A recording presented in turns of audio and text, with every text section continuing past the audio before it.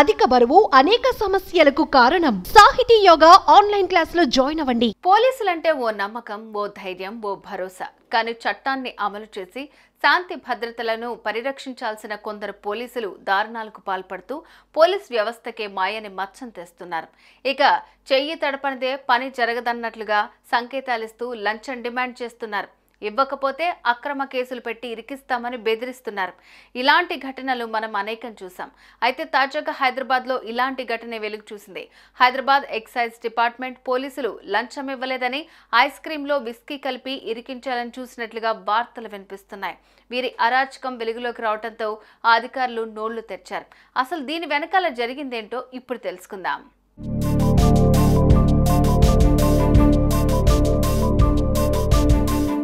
ఇటీవల ice క్రీంలో whisky కలిపి అమ్ముతున్నారని ఓ షాపుపై excise పోలీసులు దాడి చేసిన సంగతి తెలిసిందే. అయితే ఇదే కేసులో తాజాగా బిగ్ ట్విస్ట్ చోటు చేసుకుంది. ఇక అసలు విషయానికి వస్తే అరికో కేఫ్ ఓనర్ శరత్ చంద్రారెడ్డిని హైదరాబాద్ ఎక్సైజ్ పోలీసులు లంచం ఇవ్వాలని డిమాండ్ చేశారట.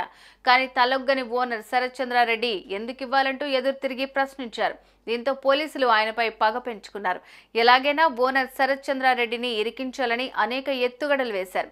ఇక ఇందులో భాగంగానే ఇటీవల ఎక్సైజ్ పోలీసులు ఆన్లైన్ ద్వారా నగదు పంపించి విస్కీ బాటిల్ కొని కేక్లో కలపాలని చెఫ్ దయాకర్ కు సూచించారు. దీనికి దయాకర్ కుదరదంటూ షాక్ ఇచ్చాడు. అయితే అన్ని ప్రయత్నాలు విఫలమవడంతో వారికి ఏం చేయాలో అర్థం కాలేదు.